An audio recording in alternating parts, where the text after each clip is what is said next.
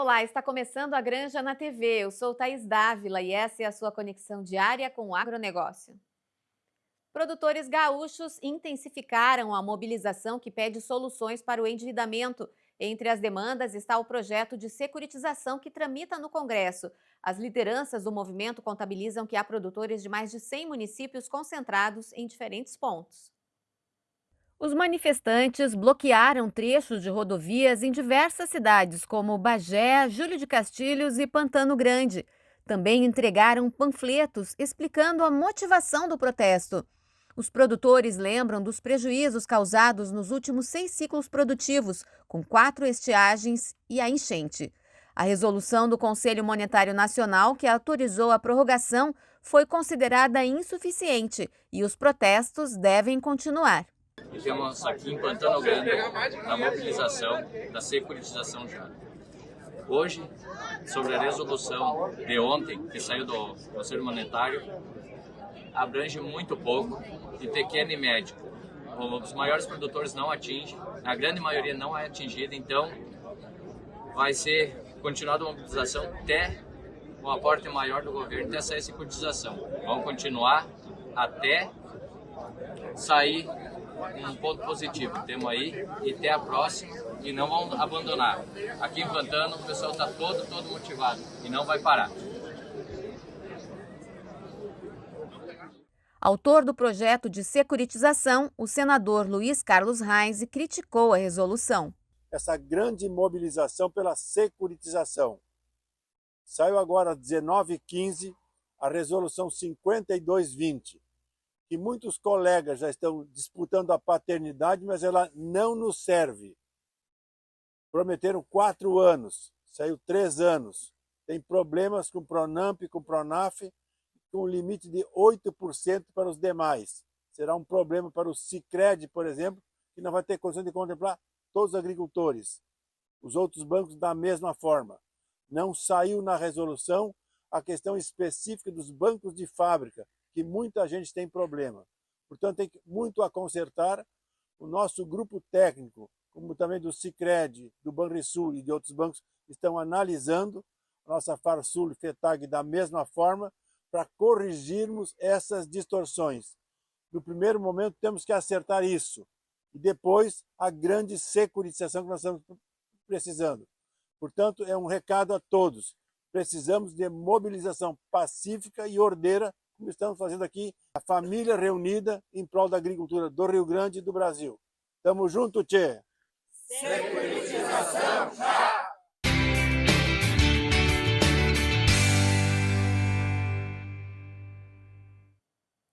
Falamos com frequência aqui no programa sobre o déficit de armazenagem no Brasil.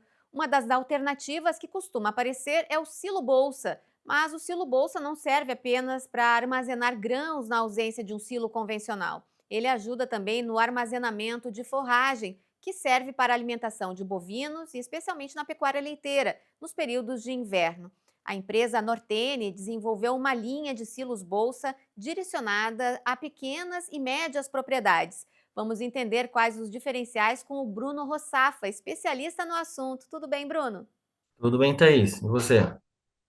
Tudo bem por aqui. Vamos explicar essa questão da silagem, que é tão importante no outono e inverno, especialmente aqui no sul? Sim, perfeito, Thaís.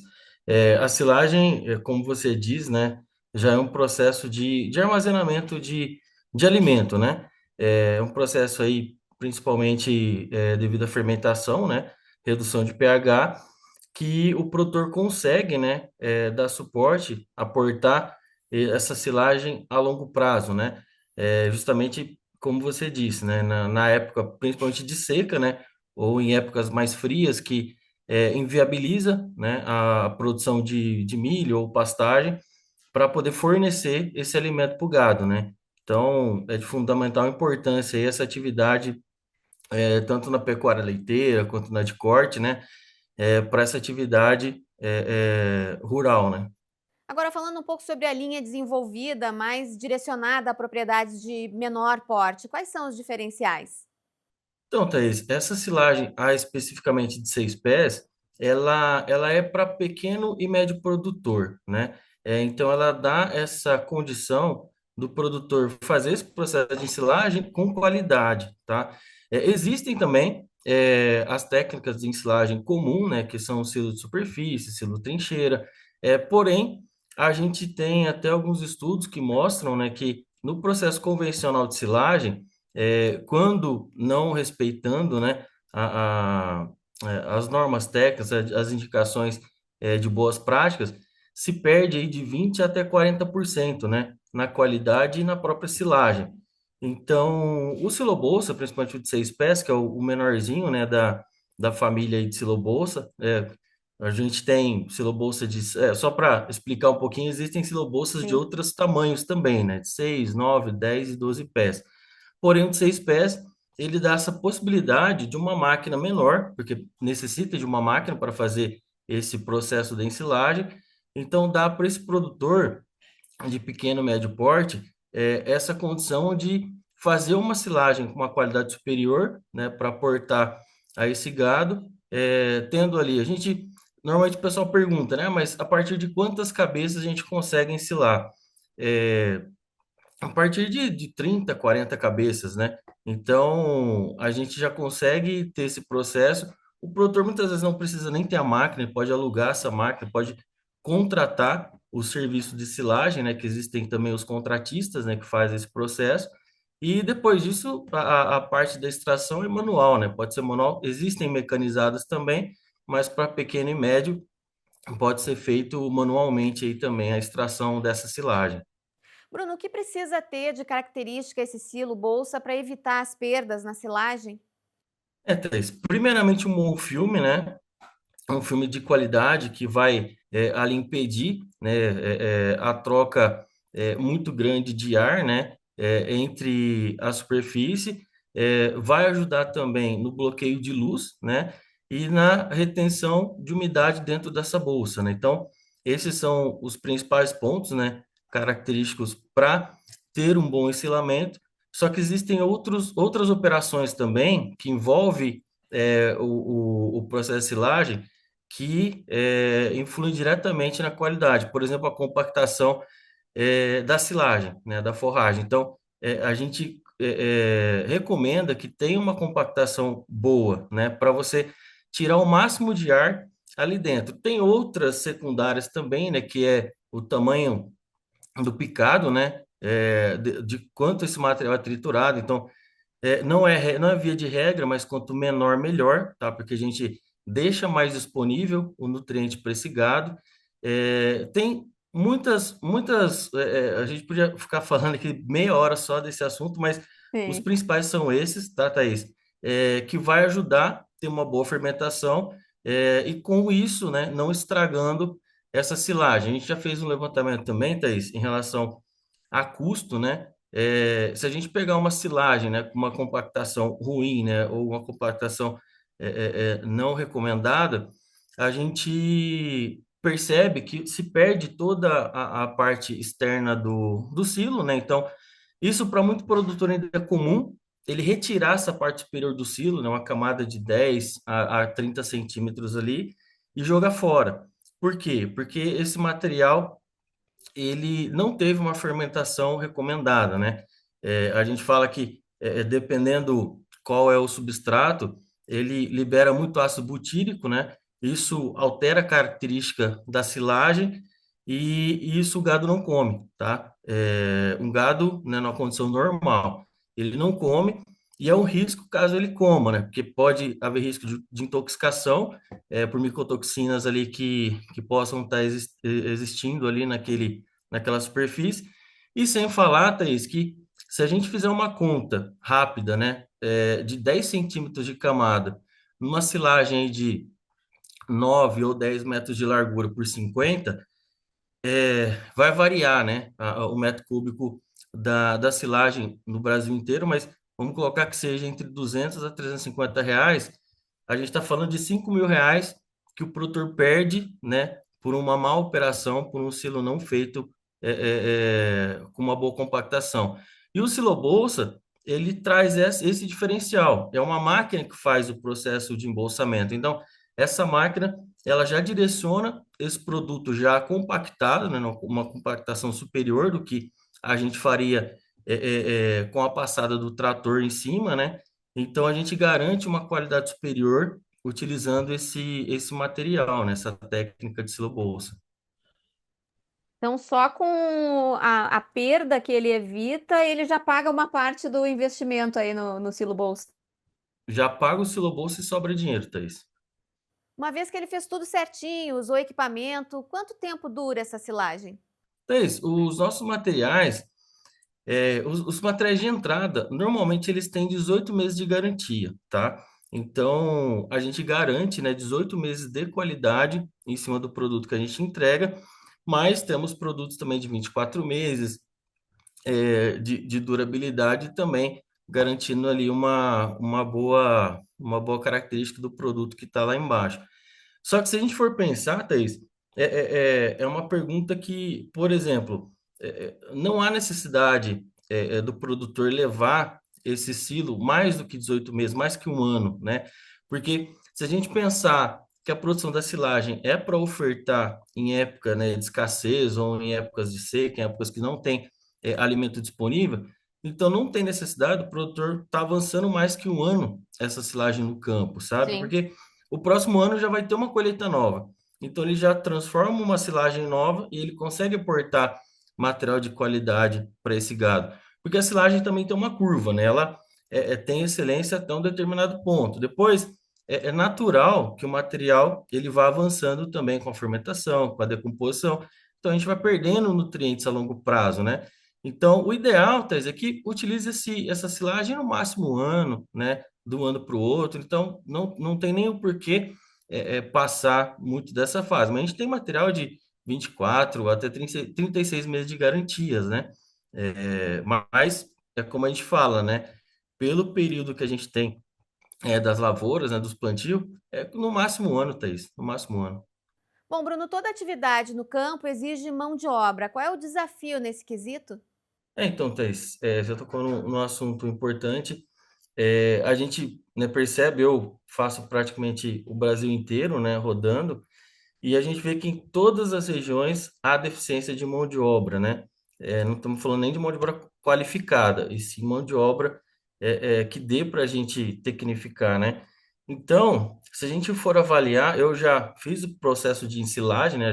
Já fui produtor, já trabalhei na cadeia leiteira, né? Então, a gente sabe a dificuldade que é para estar contratando, né, as pessoas para essa atividade.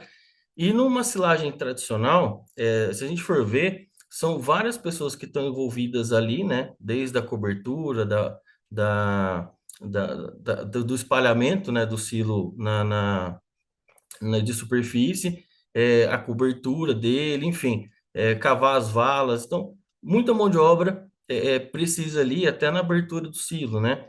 E a gente vê que o silo bolsa, ele vem suprindo um pouco essa demanda, né? Que a gente tem até uma frase antigamente que falava que a tecnologia vinha para substituir a mão de obra, né? E hoje o que a gente vê, não só na área agrícola, né, que a tecnologia está vindo, na verdade, para suprir essa demanda, né? Porque é um desafio, né, Thaís, em todas as regiões a gente Sim. conseguir, de fato, mão de obra. E o processo de ensilamento com o silo-bolsa, ele, basicamente, você precisa de duas pessoas só, né? Uma pessoa para o caminhão e uma pessoa para o trator, né? Que essa máquina ela é acoplada ali no terceiro ponto do trator, na tomada de força. Então, é uma prática bem tranquila em relação à mão de obra também. Então, é uma facilidade, tá, Thaís? E veio aí para somar também nessa questão aí de mão de obra qualificada ou disponível também no mercado. E essa questão que você mencionou antes, que evita a perda significativa de uma parte superior da silagem, isso faz toda a diferença junto com os demais fatores, né? Sim, sim, Thaís. E aí, Thaís, que está a nossa responsabilidade, né, é, é, é, como, como, como formadores de opinião, né, levar essa tecnologia até o produtor, porque eu falo como produtor, né, como eu disse aqui, eu já fui produtor agrícola, já tirei leite, né, de fato, e quando eu trabalhei junto com meu avô, com meu pai, para a gente, Thaís, era comum você tirar essa camada superior e jogar fora. já era uma prática utilizada para quem fazia silagem antigamente, né? Então, assim, é, é, a gente nunca teve, depois, né, eu me formei, fui para academia, a gente vai se especializando e a gente vê que aquela técnica não é usual, que dá para, sim, produzir um material de qualidade e não ter aquela perda ali, né, de R$ 5.000, de R$ 4.000, que é aquilo, não sai de fato do bolso do produtor, mas ele sente como um dinheiro perdido, né? Ele não vê o dinheiro saindo do bolso dele, ele simplesmente descarta esse material e não sente diferente quando ele vai comprar um insumo, né? A lona, por exemplo, ele vai negociar a lona, ele quer comprar sempre mais barato, mas ele não presta atenção ou não tem informação suficiente para ver que uma lona de boa qualidade vai fazer ele não perder esse dinheiro a médio e longo prazo, né, Thaís? Então, essa é a nossa responsabilidade, né, de passar essa informação à frente e o produtor também se interagir, se interar com esse assunto, para que não perca dinheiro, né, Thaís? Porque já é a gente pega a cadeia leiteira, né? Já paga-se muito pouco pelo leite, né? A gente vê o desafio que os pecuaristas estão tendo aí. Então, assim, qualquer porção de faturamento que você consiga ajustar ali já é interessante para a atividade, né? Então, essa questão de evitar perda é sim uma forma de sobrar mais dinheiro no bolso do produtor, né? A gente vê aqui no Rio Grande do Sul muita gente saindo da atividade leiteira por conta da margem muito pequena e das perdas. E esse olhar para os custos cada vez mais faz diferença para quem quiser se manter na atividade, né, Bruno? Thaís, quando eu tirava leite, eu vim de uma realidade que se pagava 60 a 70 centavos o litro do leite, né? E aí a gente fazia a conta, porque a gente dava ração, né? A gente trabalhava com silagem mais concentrado, né? Para poder melhorar a questão do proteinado para o gado. O que sobrava no final de 6 meses, ou no final de um ano, eram os bezerros, né? Então, assim, basicamente a atividade se pagava a questão de medicamento, de alimentação, só que não sobrava dinheiro, tá isso? Então, assim, o que sobrava, literalmente a gente até brincava com isso na época, né? O que sobrou foi os bezerros, a gente lutava para não perder esses bezerros. E é isso que você falou. Aí o produtor faz isso por amor, né? Ele tá ali porque ele nasceu ali, ele quer ficar ali, mas é isso. Chega um ponto que se a gente não se tecnificar, não ter formação para que tenha uma lucratividade boa ali no meio, ele sai da atividade, né, Thaís? E a parte de sucessão é um desafio também hoje em dia, né? Que a gente falava, até o meu pai falava que quando a gente estava no sítio ali, a gente tinha que sair para estudar, né? Fazer outra coisa. E eu já ouvi alguns amigos meus falando que não, que hoje, para você se manter no sítio, ou na fazenda, ou qualquer atividade rural, você precisa sair para estudar e depois retornar, né, Thaís? Então, assim, a atividade vai evoluindo dessa maneira e isso vai ajudando cada vez mais para que melhore a condição financeira do produtor, para que ele continue, que ele prospere, né, na atividade e que a gente tenha autonomia em cima dos nossos produtos agrícolas, que a gente não cada vez mais não dependa aí de produto externo, né? Tenha mais autonomia aqui internamente. Fantástico esse depoimento, especialmente levando em conta a realidade do pequeno produtor que a gente vê enfrentando aí tanta dificuldade. Bruno, antes da gente encerrar, queria uma frase tua sobre outra possibilidade do silo bolsa para armazenagem em grão. É uma solução de curto prazo? É sim, Thaís. A armazenagem de grão, só para a gente ter uma ideia, os últimos levantamentos aí que a gente tem acompanhado é que essa safra agora 25, provavelmente vai ser um novo recorde, né, de colheita. Então espera-se mais de 300 milhões de toneladas de grãos produzido agora, 320 toneladas. Porém, a gente só tem de capacidade de armazenagem no Brasil estática apenas de 210 toneladas. Então, assim, de fato, 110 a 112 milhões de toneladas de grãos no Brasil hoje não tem onde colocar, não tem armazém suficiente para guardar isso, tá, Thaís? Então, ou isso tem que ser comercializado rapidamente, né? E a gente sabe que o nosso país ainda tem problemas sérios de logística, né? Então, esse é um desafio. E está aí a nossa responsabilidade, né, para poder fazer o armazenamento dessa parcela, né? Então, o Silo Bolsa, seja o de 9, o de 10 pés, ele vem para suprir essa demanda, né, Thaís? Essa deficiência que a gente tem de armazenagem.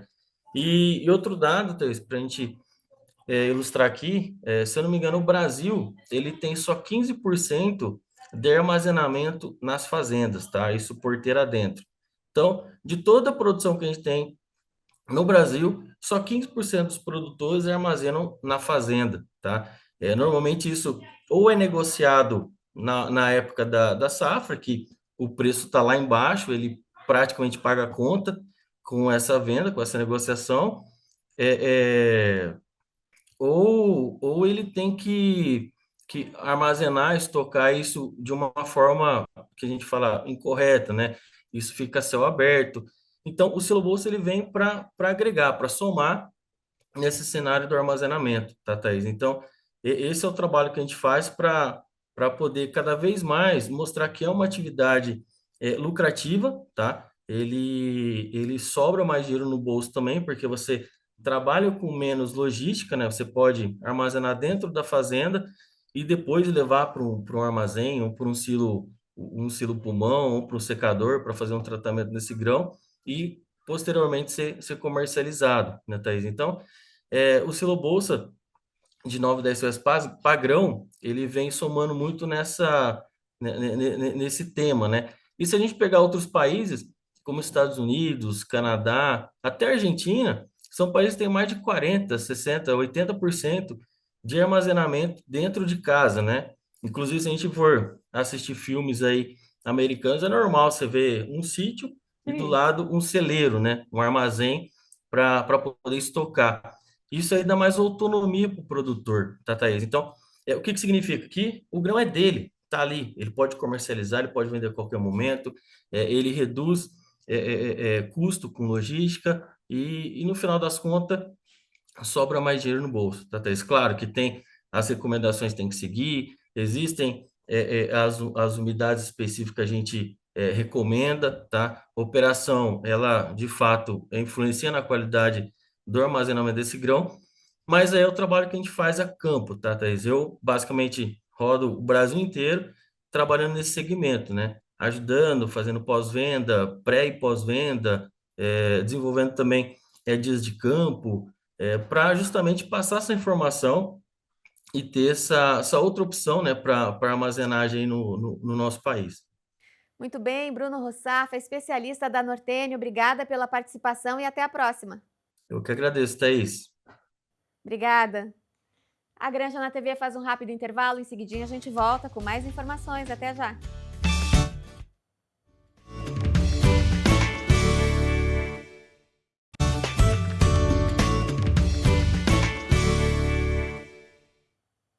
Estamos de volta com a Granja na TV. Faça sua graduação na maior universidade do estado e uma das melhores privadas. Escolha a Ubra. Aqui você tem práticas de verdade, desde o início do curso, eventos de networking, professores altamente reconhecidos no mercado de trabalho e muito mais. Matricule-se agora em ubra.br/vestibular e garanta condições especiais de pagamento. Ubra, seu futuro começa aqui. Cruz Alta vai receber uma das maiores fábricas de biodiesel e derivados de soja do Rio Grande do Sul. O empreendimento é resultado de uma união entre 3 cooperativas, a Cotrijal, Cotripal e Cotrizal. Vivemos o Ano Internacional do Cooperativismo e não há ocasião mais simbólica para celebrarmos o verdadeiro significado da intercooperação. Hoje queremos mostrar à sociedade gaúcha que quando cooperativas se unem em torno de um propósito comum, elas constroem soluções sólidas, sustentáveis e transformadoras. Hoje, não estamos apenas apresentando um projeto. Estamos plantando a semente de um futuro mais próspero, mais justo e sustentável. Um futuro que nasce da intercooperação, da visão estratégica e da crença inabalável de que, quando nos unimos, podemos ir muito mais longe. A Soli 3, representa mais do que um empreendimento conjunto.